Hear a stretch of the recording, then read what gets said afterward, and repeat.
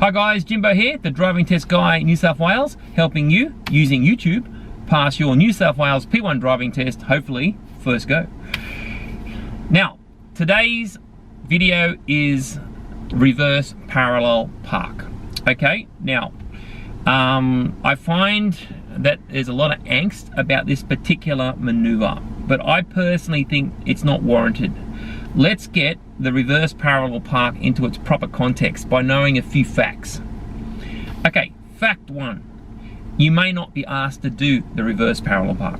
Okay, the way the maneuvers work on the test, you certainly do the curb stop maneuver, and then the second maneuver is either reverse park or 3-point turn. So you may end up doing the 3-point turn. Now, the next fact is, if reverse parallel park is asked, it's only done with one car. You're never asked to park between two cars, because obviously that would be a lot trickier. But it's only one car, and you can actually come back a bit and just go forward in like that.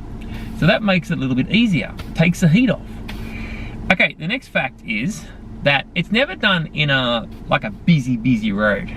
It can be usually residential or sometimes industrial, where there might be some cars, but it's not super busy. So that's a good thing. Next thing is, there's no time limit. You can take your time. The examiner doesn't want it done in 10 seconds. Just take your time and just do it slow, yeah, not stress. And the other thing is, on the score sheet, the reverse park or 3-point turn is depicted with an M on the side there. So if you actually have access to one of these sheets, there's 25 rows of scoring. The maneuver's only scored in one row. So the park can only affect 1/25th of your final score. So it doesn't warrant the 90% stress that a lot of students put on it. I mean, certainly you can get a fail if you smack the curb and go up on the grass, or you nearly hit the car or hit it. But there's also some marked head checks that can cause problems as well. But anyway, I'm gonna go through my favorite way to do the reverse park. I'll just outline it first verbally here, and then we'll go out on the road and I'll have my head cam on, and then we'll have a few goes at it. And then after that, I'm gonna show you if things go wrong, like, oh, I've hit the curb, bang, what's my solution? Okay, because there are fixes to fix things up. So I'll go all through that stuff with you. Let's get on with it. Okay, so I'm just gonna go through very roughly here, just the main stages verbally, how we're gonna achieve this reverse park, and then we'll go out with my cam on and we'll do a couple where I'll be a bit more thorough.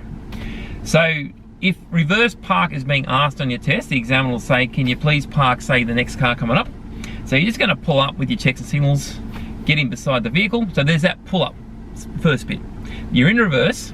Okay, now, the backing back and all the turning of that, I like to break it into 3 stages. Now, just roughly, the first stage is I get you to come back a bit, okay?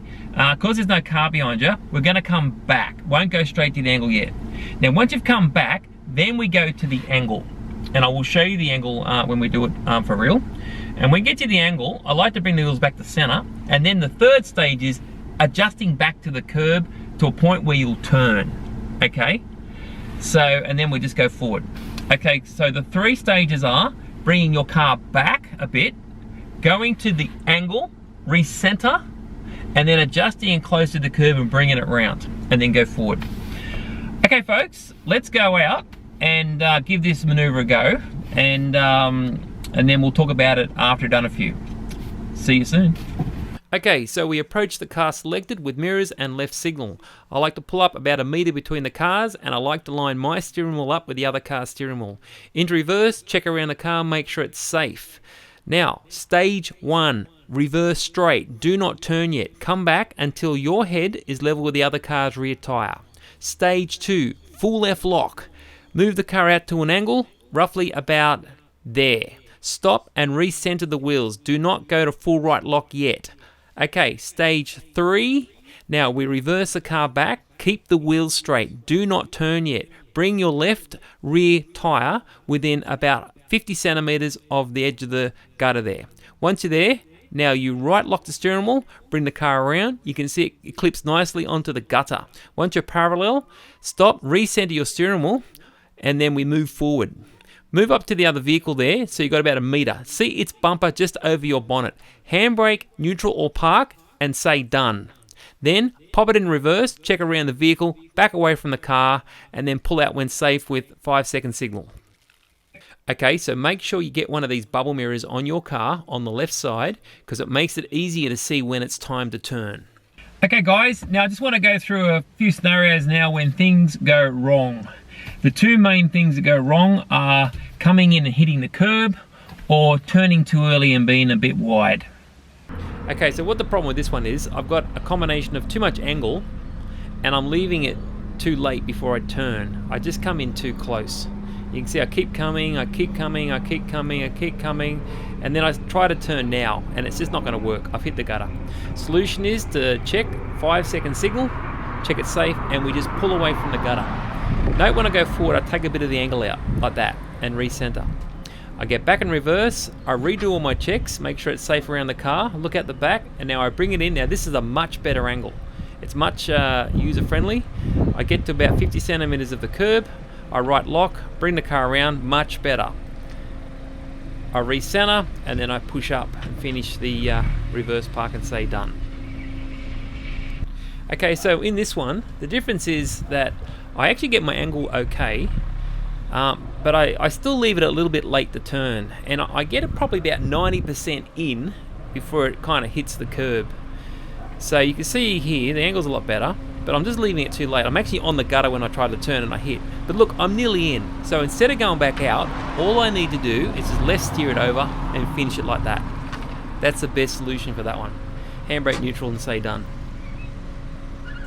Okay, so the issue with this one is, I come back good, I go to my angle good, but basically I don't bring my rear left tyre within 50 centimeters of the curb. I turn too early, as you can see here. Now I'm going to be too wide from the curb. So the solution is, I'm going to come back. I can come back a maximum 7 meters if I want to, but I generally like to go, say, 5 back. I come back a bit to probably about there, and then I just hard left it over onto the concrete like that, and that's how you fix it up if you're wide. Okay guys, you might have noticed in that last little segment, coming back 5 to 7 meters looks like a fair bit of distance. And the comment I often get is, yeah, you don't get that in real life. And you don't.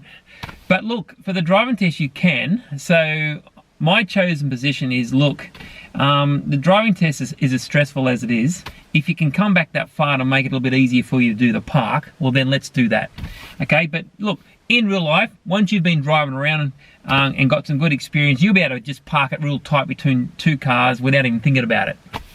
Now guys, I didn't mention the checks and signals too much in those positioning videos because I didn't want to overload you with too much information in one go. But the checks and signals are very, very important. So I'll just run through them now, and you need to overlay these on top of what you've just seen.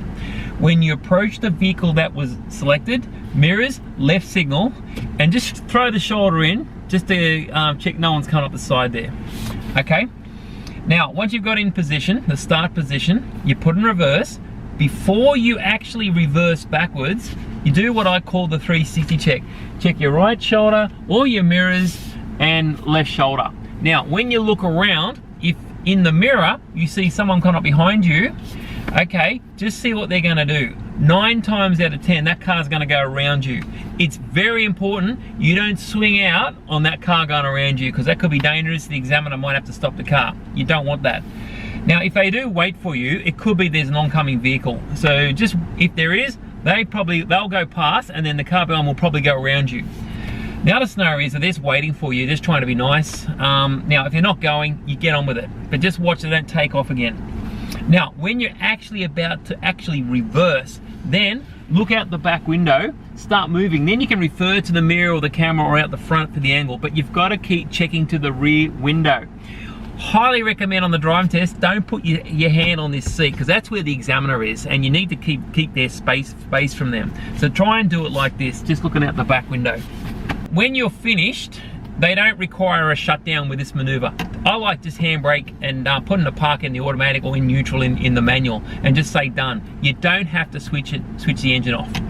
Now, when you're ready and the examiner says let's go, would like you to reverse away from the car. There's just not a lot of room there to get around the vehicle, okay? So you put it in reverse, and remember, every time you go to back up, do the 360 check, right shoulder, all the mirrors, look around the vehicle, and then at the moment you actually move, look out the back window as you back it up. You can look to the front to see how far you are away from the car. And when you pull out, do the normal mirrors, signal 5 seconds, check the shoulder, and if it's safe, you go. Okay guys, well that's a wrap for the driving test, reverse parallel park for the New South Wales P1 driving test. I want you to go out and practice that. And if you have any questions, put your comments down below, and when I get time, I'll try and answer them. In the meantime, don't forget, if you haven't already, press the subscribe button, press the notification button, and also press the like button. And remember, stay safe.